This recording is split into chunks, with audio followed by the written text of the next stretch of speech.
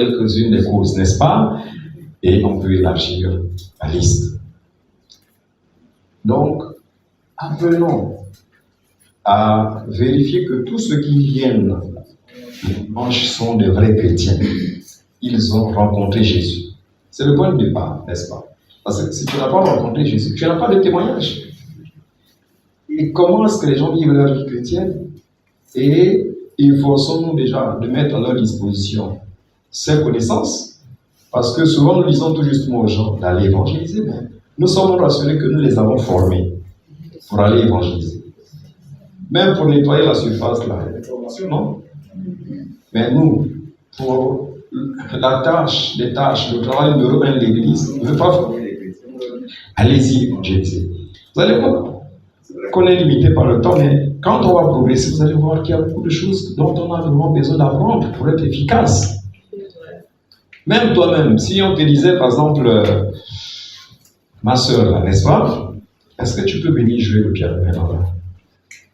Non. Elle va hésiter. Elle n'a pas été formée pour jouer le piano. Mais disons, allez-y évangéliser. Mais si tout justement, on ne s'est pas rassuré que les personnes que nous demandons d'aller évangéliser ont reçu une formation appropriée, voilà, la démotivation. Donc, les responsabilités sont partagées. C'est ça. C'est pourquoi nous bénissons Dieu pour ces moments. Dis Amen. Amen. Allons-y à la page 9. On va voir une dernière méthode. Et on va sauter, on va aller dans notre leçon et on reviendra demain, si le temps le permet. Ou samedi. On s'est déjà arrangé avec le pasteur. L'évangélisation par quoi? Les Écritures. Donc les Écritures là, c'est la Bible que tu as en tête. C'est un grand outil d'évangélisation. Et on dit, c'est une méthode d'évangélisation qui utilise les Écritures comme outil d'évangélisation. Et nous avons un exemple biblique, c'est celui de l'évangéliste Philippe, qui a utilisé les Écritures pour annoncer l'évangile à l'eunuque éthiopien. Il avait trouvé l'eunuque éthiopien avec une portion du livre d'Ésaïe. Et il va lui poser une question, comment tu sais que tu lis? Il dit, ah mais comment est-ce que je peux comprendre si quelqu'un me guide? Il remonte. Et la Bible dit, Philippe, commençons par ce passage, lui annonçant la bonne nouvelle du Seigneur Jésus. Commençons par ce passage. Donc il s'est appuyé sur les Écritures. Et nous aussi, nous devons apprendre à utiliser la Bible comme outil d'évangélisation, pas seulement d'édification, d'enseignement, d'évangélisation. Parce que le principal message de la Bible, c'est un message de salut. Vous comprenez? La chute de l'homme et tout le plan de Dieu pour que le Messie vienne dans le monde. Et quand le Messie est venu, qu'est-ce qu'il a fait et dans la suite? C'est ça, la Bible, en résumé. Parce que parfois on lit et puis on ne comprend pas vraiment. C'est comme un film, on le prend peut-être au milieu, on ne comprend pas vraiment exactement de quoi est-ce qu'il est question. Il est question de salut dans la Bible. Et donc nous devons aussi apprendre à exploiter la Bible comme outil d'évangélisation, à l'exemple de Philippe. Et pour cela, premièrement, il faut connaître les passages bibliques d'évangélisation. J'ai sélectionné quelques-uns ici que vous devez apprendre par cœur, on connaît le contenu, donc il faut lire. Voilà. On ne peut pas aller évangéliser si on n'a pas un minimum de connaissance de la parole de Dieu, notamment des passages bibliques d'évangélisation. Deuxièmement, il faut apprendre par cœur deux questions. Les deux questions à poser pour introduire la conversation d'évangélisation. La première question c'est, on le répète ensemble, connaissez-vous ce que la Bible dit au sujet d'eux? Encore, connaissez-vous ce que la Bible dit au sujet d'eux? Deuxièmement, aimeriez-vous que nous lisions ensemble la Bible pour savoir ce qu'elle dit au sujet d'eux? Encore, aimeriez-vous que nous lisions ensemble la Bible pour savoir ce qu'elle dit au sujet d'eux? Comme on a passé le temps, l'exercice, c'est que quand tu vas sortir de ce moment, va ce soir, demain, apprends par cœur ces deux questions fondamentales pour apprendre à utiliser la Bible comme outil d'évangélisation. Connaissez-vous la Bible, ce que dit la Bible au sujet de... Bon, ça dépend de la relation que vous entretenez avec la personne. Hein?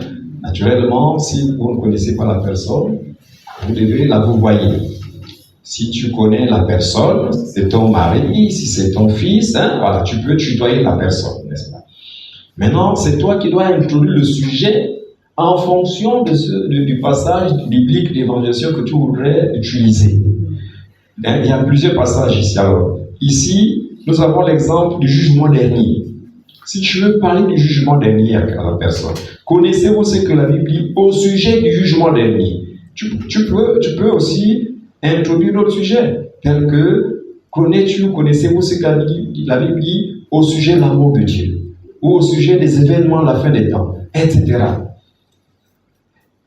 Et en fonction de la réponse de la personne, si la personne dit non, posez-lui l'autre question. Aimeriez-vous que nous lisions ensemble la Bible pour savoir ce qu'elle dit au sujet du jugement dernier, par exemple? Si la personne dit oui, ok, ouvrez la Bible et lisez le passage qui parle du jugement dernier, Apocalypse chapitre 20, versets 11 à 15. Et après avoir lu, donnez une explication sur le jugement dernier et lancer un appel à recevoir le Christ. Donc, il faut d'abord étudier le passage biblique. Il faut connaître le contenu, l'enseignement. C'est bon pour tout le monde? C'est compliqué? Ça, c'est une méthode formidable.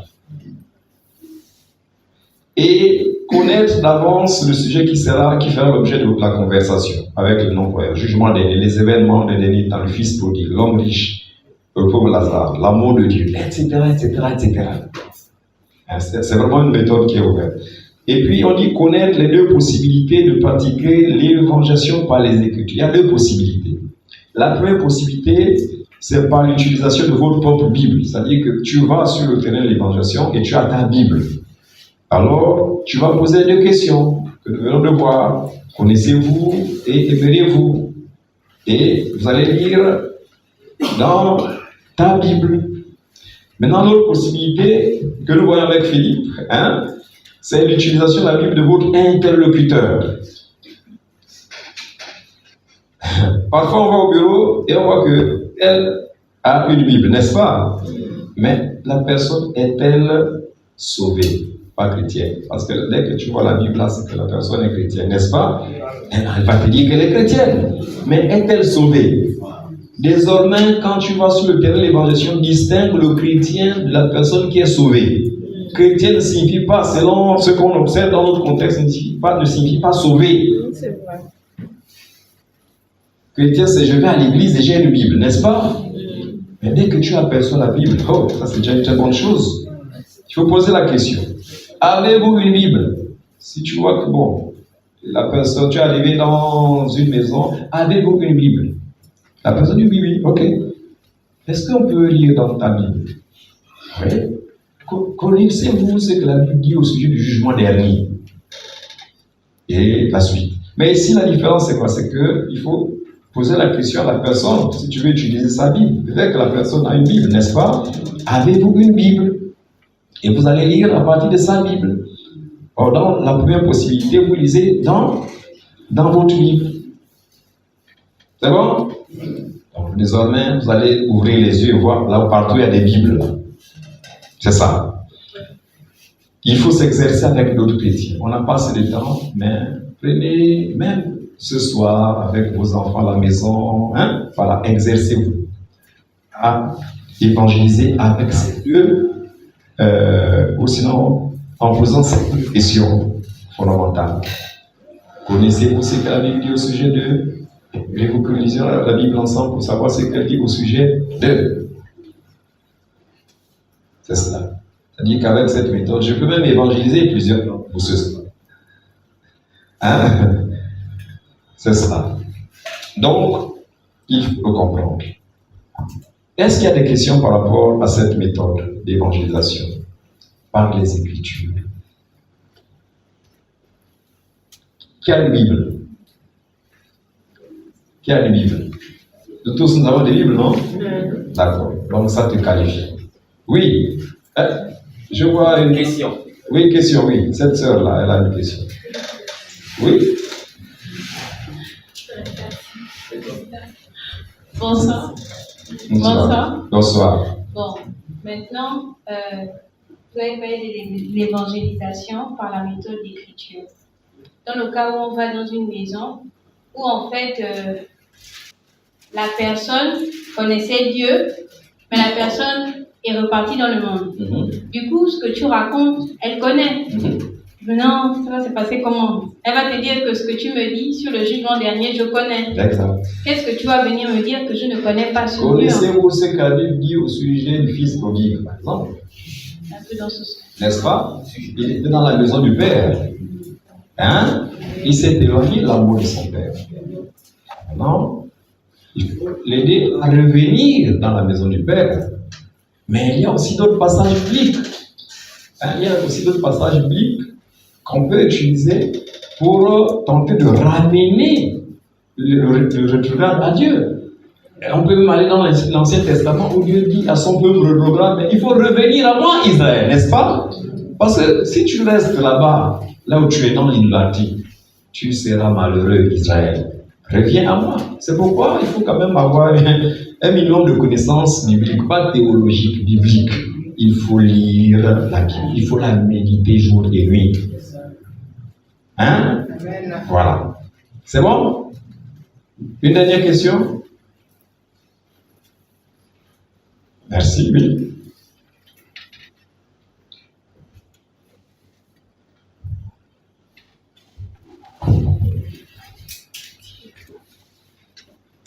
Pour ma question va dans le même sens que la sœur. Moi, je ne parlerai pas des mots chrétiens. Je parlerai de ce qu'on appelle les gens du message. Eh bien, les théologiens de Jéhovah, ils connaissent beaucoup la parole et beaucoup vont dans des maisons pour persuader ceux qui sont dans les églises de rebelles.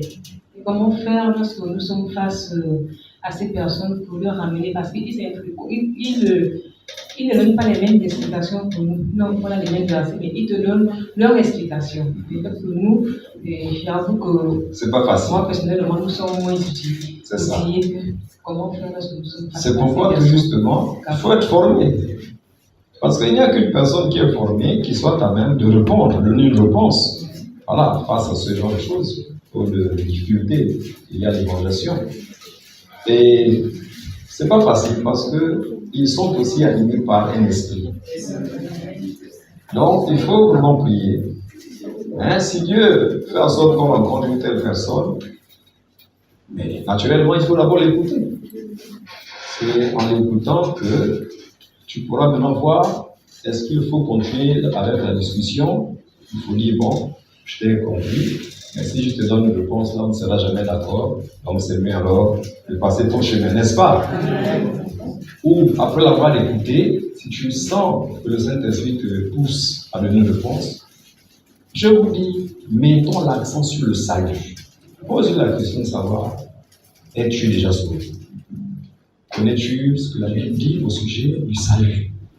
Parce que souvent, dans ce qu'ils disent, c'est pour vous décourager. Vous dites que vous êtes là sur une mauvaise voie, etc., n'est-ce pas? Et vous pouvez aussi faire appel à vos témoignages de justement. Ils vont faire, ok, je t'ai écouté, hein, mais je vais d'abord te raconter un peu mon histoire. Et pour te donner la raison pour laquelle moi je suis sur ce chemin-là. Et qu'il me sera difficile de quitter ce chemin. Ce chemin, ce n'est pas une église. Parce que toi, tu veux me faire sortir de l'église. Moi, je me suis connecté à Jésus. Et pendant que tu racontes ton témoignage, après, pose la question, est-ce que toi aussi tu as fait la même expérience? C'est fini, n'est-ce pas? Désormais, appelons le faire avec ceux qui aiment discuter. Parce qu'ils veulent t'enlever d'une église, mais toi, ce n'est pas ça le problème. Toi, tu n'es pas d'abord connecté à une église, tu es connecté à une personne. Parce que tu as fait une expérience. Amen. Amen. D'accord. Oh là là. Vous savez qu'il est déjà bientôt 19h30. Allez m'accorder encore quelques minutes, jusqu'à 45. Il y a même une autre là-bas. Bon, voilà ce qu'on va faire. Hein? Gardez bien vos questions. On va progresser et à la fin, je vais vous accorder quelques minutes. C'est bon? Voilà, pour qu'on progresse un peu. Donc, l'évangélisation par les Écritures. Vous avez page 10. Hein? Vous avez la voie romaine. Vous avez l'évangélisation par le pont. Dans vos manuels, vous avez un pont. C'est pas ça? D'accord. On va le voir demain, si possible, ou même après demain. On va voir. Avant qu'on termine ce moment, on va le voir. Mais j'aimerais que nous allions rapidement à la page 13. Allons-y à la page 13. On a vu l'évangélisation personnelle et puis les méthodes. Maintenant, allons-y à la page 13. Alors, il y a en introduction à la page 13, notre objectif dans cette deuxième leçon. Mettez deuxième leçon. Hein? Enlevez troisième, effacez troisième. Il y a une coquille là. Page 13. Dans la petite introduction, le fait de gagner des âmes à Christ n'est pas l'apanage de quelques-uns. Tout chrétien peut gagner des âmes à Christ. Dites Amen. À condition d'en avoir la volonté et de savoir comment le faire pratiquement. Notre objectif dans cette deuxième leçon est de voir comment un chrétien peut gagner pratiquement une âme à Christ dans le cadre de l'évangélisation personnelle. Et je vous encourage à étudier Jean 4, Jésus. Ça, c'est vraiment l'évangéliste par excellence. Et nous pouvons apprendre beaucoup de Jésus. Alors, la première chose, qu'est-ce qu'il faut faire? On ne va pas lire tout à cause du temps. Donc, Marc 1,35, qu'est-ce que Jésus faisait chaque matin quand il se réveillait? Il se retirait pour aller prier. C'est ça, non? Voilà.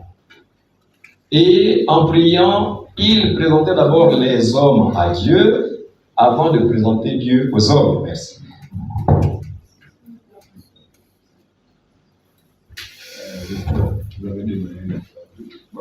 Maintenant, pour ceux qui ont le manuel, qui sont ceux qui ont le manuel bleu? D'accord. Donc, vous, c'est à la page 12. Merci beaucoup.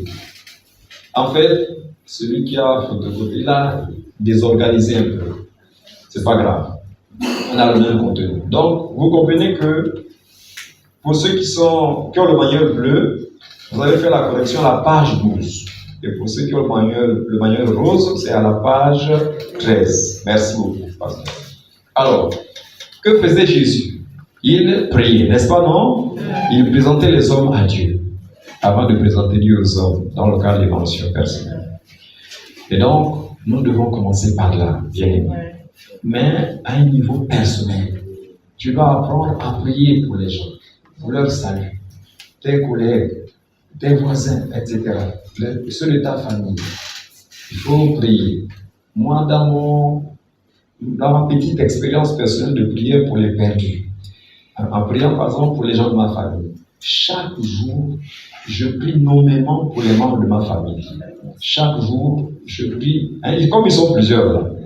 Je sais que le lundi, je prie pour tel et tel et tel. Le mardi, je prie pour tel et tel. Est-ce que vous comprenez? C'est comme ça que moi je suis organisé. Depuis des années. Donc, depuis des années, je prie toujours. Et puis, je bénis Dieu quand même. Il y a déjà quelques-uns qui sont déjà rentrés, n'est-ce pas? Mais je persévère.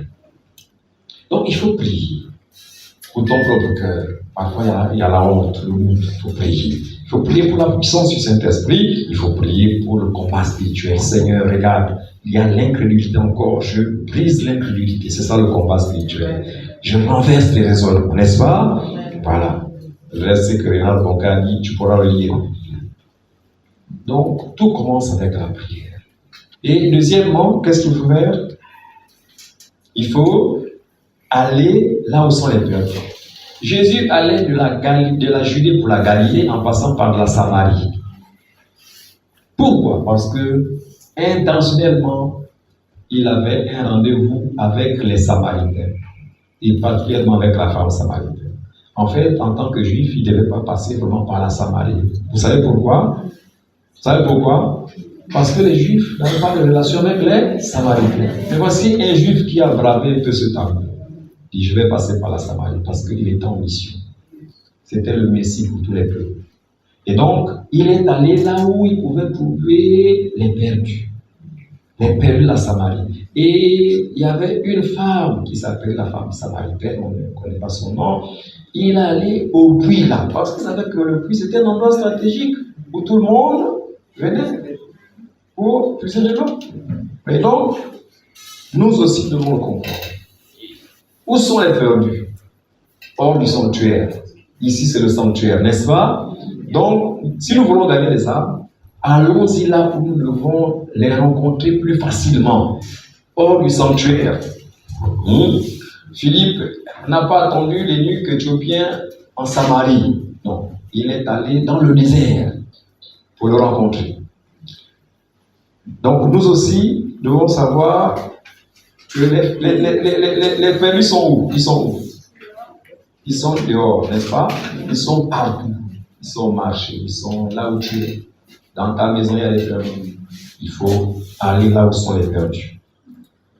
Lève-toi et va. C'est ce que le Saint-Esprit a dit à Philippe, n'est-ce pas?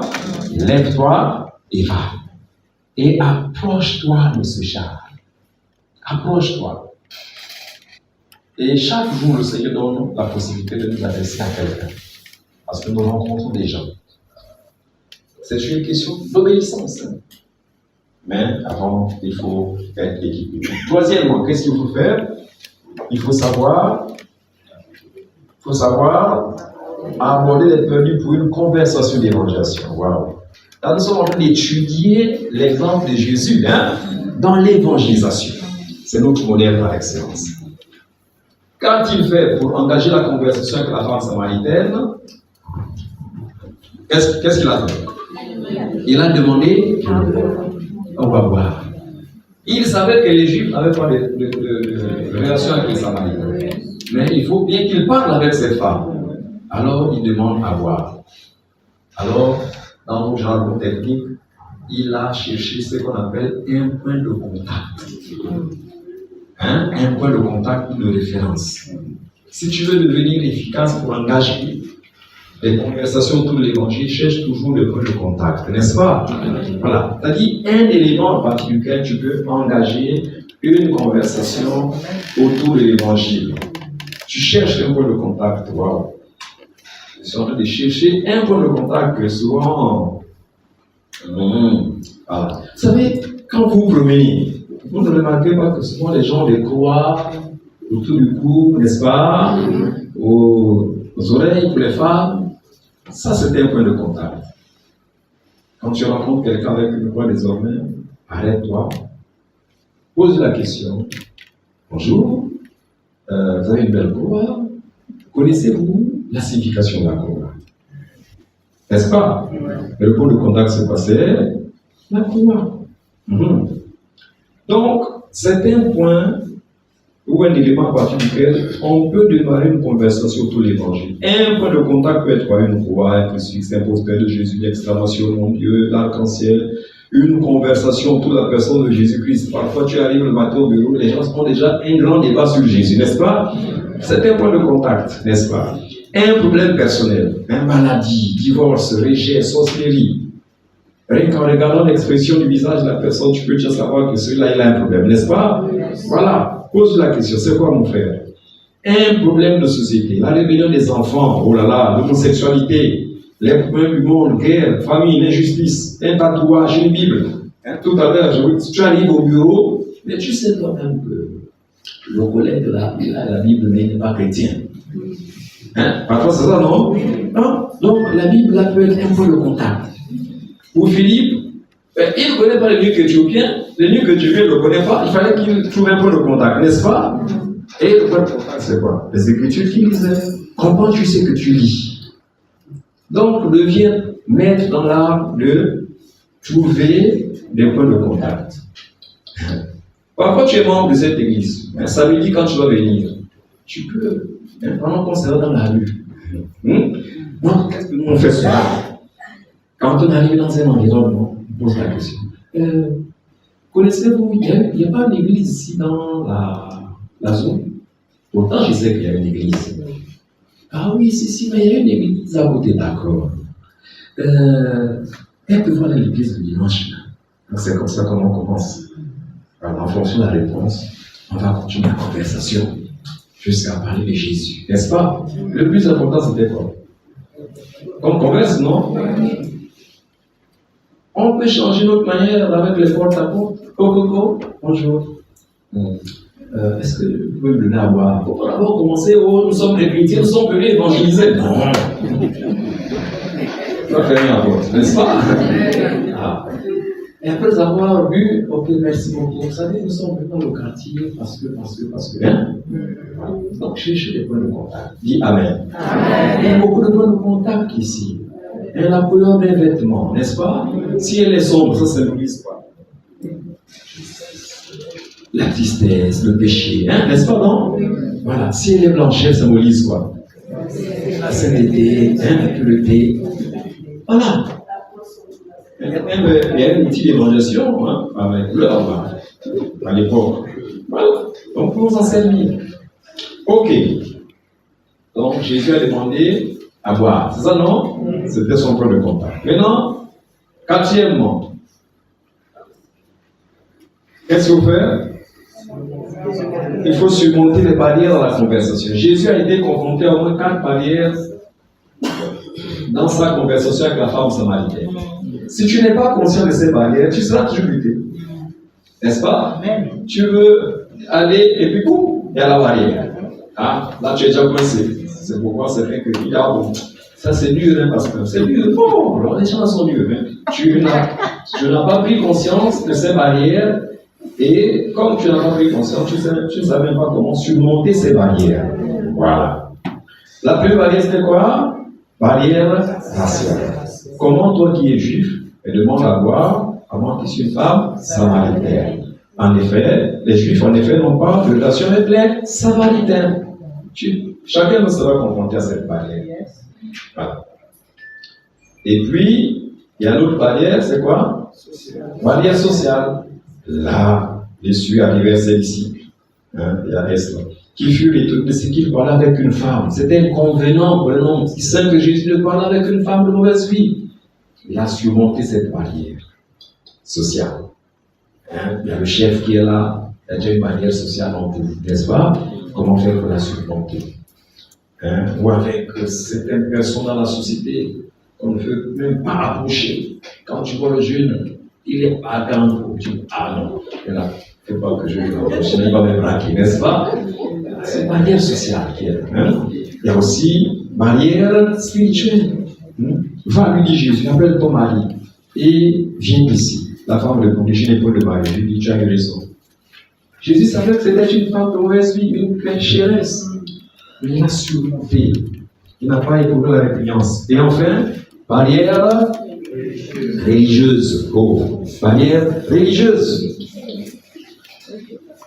Mais nos pères ont adoré cette montagne, vous les juifs. Oh, quel grand débat religieux. Vous les juifs, vous dites que le lieu il faut adorer, c'est à Jérusalem. Jésus a dit non, reste tranquille. Ce ne sera plus ni ici, ni à Jérusalem. Ah, ça c'est quel juif qui dit que ce ne sera pas. S'il dit encore que ce ne sera pas ici, cette montagne. Mais quand il dit que ce ne sera plus à Jérusalem, là, il est bizarre, ce juif-là. N'est-ce pas? Donc il a surmonté cette barrière. Il a évité le débat religieux. C'est nous qui sommes la meilleure religion. Le judaïsme, non, c'est pas ça. Et comment a-t-il fait finalement? Jésus priait, ce n'est pas pour rien, parce qu'il savait qu'il serait confronté à toutes sortes de barrières. Jésus a eu la sagesse et le discernement venant du Saint-Esprit. Pendant que nous évangélisons, apprenons à écouter le Saint-Esprit. Il avait une connaissance des Écritures, la parole de Dieu. Et il avait son objectif. Même quand la femme samaritaine a voulu le dévier, non, il est resté collé à son objectif, n'est-ce pas? Il l'a mené progressivement. Et enfin, l'amour de Dieu. L'amour de Dieu. C'est ce qu'il a amené en Samarie. C'était l'amour de Dieu. Car Dieu a tant aimé le monde, n'est-ce pas? Même les Samaritains. Et nous aussi, prenons conscience de ces barrières. Quand quelqu'un me dit je suis catholique, je suis musulman, c'est quel type de barrière? Religieuse. Il faut savoir comment faire. Donc, la prière, la sagesse, la connaissance de la parole de Dieu, rester collé à l'objectif, l'amour de Dieu va nous permettre de surmonter toutes ces barrières, n'est-ce pas? Voilà. Ça va pour tout le monde? On est en train de terminer cette partie, quelques minutes, on va terminer avant 20h. Alors, il faut aussi se concentrer sur l'essentiel dans l'évangélisation. C'est quoi? Jésus avec la femme samaritaine. C'était quoi l'essentiel? C'était lui-même. C'était lui-même l'essentiel, n'est-ce pas? Alors, si tu connaissais le nom de Dieu, c'était qui? Lui-même. Et à la fin, nous savons que le Messie doit venir. Après, qu'est-ce qu'il a dit? Je le suis, moi qui te parle. Ça. Il faut se concentrer sur l'essentiel. C'est que c'est le Christ. C'est pas ton église, c'est pas la religion. Non, c'est le Christ et le salut qu'il offre gratuitement. Hein? On va vouloir. Mais parfois des questions bizarres. Vous, dans les églises, là, vous dites que vraiment les gens ne vont plus boire le vin. Ils vont pas le vin. Laisse-moi d'abord aller jusqu'à la fin. À la fin, on va discuter. Hein? Il faut rester. Mais si tu ouvres déjà la brèche, oui, mais c'est vrai. On ne va pas boire le vin parce que c'est un péché devant Dieu. Là, tu as déjà perdu la personne. N'est-ce pas? Voilà. Et puis, il faut aussi être patient et compréhensif. Jésus a été patient avec cette femme pour la gagner. Elle était maladroite parfois. Elle passait du coq à l'âne. Mais Jésus était patient. Parce qu'il savait que le Dieu de ce siècle avait aveuglé son intelligence, n'est-ce pas? Et c'est la même chose dehors. Quand on rencontre les gens, il faut être patient. Ils vont réagir parfois par de la bonne manière. Soyons patients, soyons compréhensifs. Nous aussi, on était des leurs, n'est-ce pas? Voilà. Et il faut aussi évangéliser par le Saint-Esprit. On a passé du temps. Mais Jésus était rempli du Saint-Esprit. Et en parlant avec la femme samaritaine, il lui a parlé de l'eau vive, n'est-ce pas? L'eau vive du Saint-Esprit. Mais toi, en tant que témoin, tu as besoin d'évangéliser par le Saint-Esprit. Et tu vas lire toutes les raisons pour lesquelles tu dois évangéliser par le Saint-Esprit, puisque tu as le manuel. C'est le secret pour être efficace, pour gagner les âmes. C'était le secret de Jésus, des apôtres. Et ça va être ton secret. Dis Amen. Amen. Et l'avant-dernière chose, merci pour votre patience. Demain, on peut y revenir un peu. Si vous avez des questions, il faut répondre aux besoins ressentis. Ça, c'est un point très important. Ça, c'est le grand secret dans l'évangélisation. Vous savez, quand Jésus a dit, si tu connaissais celui qui te demande à boire, tu devrais toi-même demander à boire et il te redonner de l'eau vive. En fait, dans sa compréhension, dans la compréhension de l'époque, l'eau vive, c'était l'eau de meilleure qualité. L'eau vive. Donc, quand Jésus dit, je vais te donner l'eau vive, là, dans sa compréhension, l'eau vive, c'est une eau qui est meilleure même que l'eau que je viens puiser ici au puits. Donc, tout de suite, elle a vu que Jésus devait répondre à son besoin ressenti, n'est-ce pas? De l'eau vive. Mais il parle de l'eau vive sur le plan spirituel. Et donc, en conversant avec la femme, finalement, elle a bu de cette eau, non? Jésus savait que c'était une femme insatisfaite. Elle avait déjà eu 5 maris, c'est ça, non? Voilà. Donc, Jésus, dans tout ce qu'il lui a dit, a répondu à un besoin ressenti. Chers amis, Abraham Maslow a dit qu'il y a 5 principaux besoins fondamentaux de l'homme auxquels il faut répondre. Premier besoin, c'est quoi? Besoin physiologique de nourriture, de vêtements, etc. Deuxième besoin, besoin de sécurité. C'est pourquoi il y a des barrières aux maisons. C'est pourquoi il y a les gens vont consulter les féticheurs pour avoir des protections. C'est un besoin de sécurité. Sur le plan spirituel, besoin d'amour et d'affection. Vous avez entendu le témoignage d'Esther, non? Qu'est-ce qui, dans tout ce message, avait retenu son attention? L'amour de Dieu. C'est-à-dire, cette parole-là, pourtant, elle avait entendu beaucoup de choses, Mais cette parole-là répondait à son besoin ressenti d'amour. C'est ça.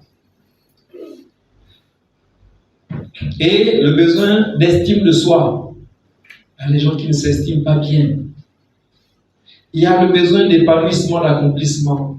Et oui, derrière les mariages, on veut s'accomplir, on veut se réaliser.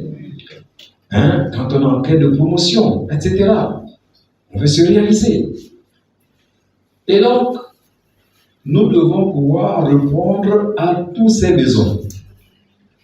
Et l'efficacité à répondre à ces besoins dans une perspective théologique dépendra de notre capacité à les identifier chez ceux que nous voulons gagner à Christ et à y donner une réponse biblique.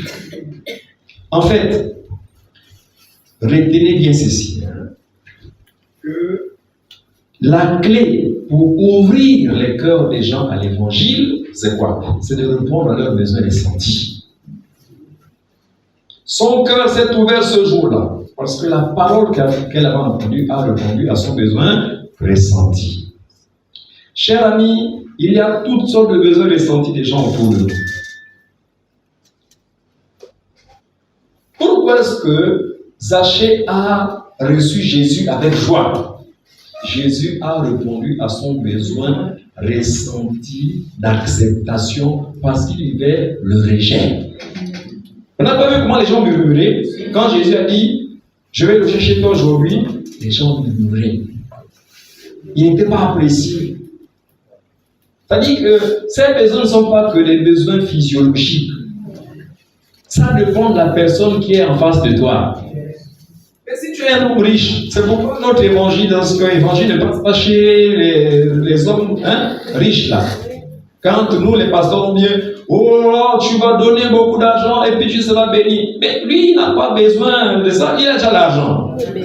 Pourquoi lui parler d'argent? C'est quoi son besoin? Peut-être c'est un besoin de sécurité. Il a besoin d'argent, mais il ne se sent pas en sécurité, n'est-ce pas? C'est quoi son besoin? C'est-à-dire que tu seras efficace pour gagner des âmes si tu sais identifier aussi leurs besoins ressentis. Cherche, prie le Seigneur. Dis Seigneur, c'est quoi le besoin ressenti de mon directeur général? N'est-ce pas? Voilà. Et quand tu vas lui parler de ça, waouh, son cœur va sourire. Cherche à découvrir les besoins ressentis des personnes que tu voudrais évangéliser, que tu voudrais gagner à Christ. C'est bon? Derrière une guérison, Jésus répondait à des besoins ressentis. Et après, vous ne voyez pas que les gens le suivaient toujours? Eh oui. Le démoniaque de Gadara a voulu le suivre.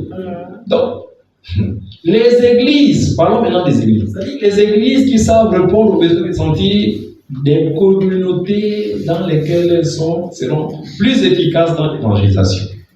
Amen. Quels sont les besoins ressentis des gens autour de cette église? C'est en ouvrant les yeux, en écoutant, en observant, qu'on va voir que là, c'est un besoin ressenti, n'est-ce pas? Mais parfois, il faut visiter les gens, pas aller faire le porte-à-porte. Nous sommes chrétiens dans cette église-là, et puis nous sommes venus pour rendre visite. Ça marque, non? On va le voir tout de suite pour terminer. C'est-à-dire, quand vous allez visiter, vous allez découvrir les vrais besoins ressentis des gens, parce que parfois dans les bidons, il y a beaucoup de choses. C'est bon pour tout le monde? Et enfin, il faut faire quoi? Pour gagner pratiquement les âmes à Christ, il faut se servir des ponts d'évangélisation. Jésus était là, maître dans l'art de se servir des ponts d'évangélisation. Et en Samarie, qu'elle avait? La femme samaritaine a été le pont de Jésus, touché le plus grand groupe. Donc, une personne qui avait gagné. Donc, s'en est servi parce qu'elle a dit, va appeler ton mari. Mais elle n'est plus allée appeler le mari, elle allait appeler les Samaritains. N'est-ce pas? Donc, parce qu'elle a fait une merveilleuse rencontre. Donc, bien aimé, si nous, De toutes les façons, je n'ai pas besoin de définir ce qu'est un pont. Tous nous connaissons ce qu'est un pont, n'est-ce pas? Donc, c'est cette structure, etc., qui nous permet de relier deux choses, deux rives, n'est-ce pas? D'une rivière, d'un fleuve. En tout cas, nous connaissons les ponts. Et donc, si nous voulons gagner des gens en Christ, vous savez, il y a un fossé entre eux et nous sur le plan spirituel. Il y a toutes sortes de fossés. Il faut des ponts. Ça, s'il n'y a pas de pont, on ne pourra pas les atteindre ou par les évangéliser. Ou établir une connexion, une relation avec eux. Donc, il faut aussi chercher des ponts. Et il y a toutes sortes de ponts que Jésus a utilisés. Le pont de l'amitié. Avec les non-croyants, n'est-ce pas? Il était l'ami des publicains et des gens de mauvaise foi. Le pont de l'hospitalité, il leur faisait accueil. Le pont des visites à domicile, il a visité Zachée. C'était un pont qu'il a établi. Et quand il est arrivé là-bas, il lui a annoncé la bonne nouvelle du royaume. Le pont des invitations, Matthieu Lévy l'a invité. Il a accepté l'invitation et il a profité de l'occasion pour parler aussi aux amis de Matthieu Lévy. Les anniversaires, les fêtes chrétiennes.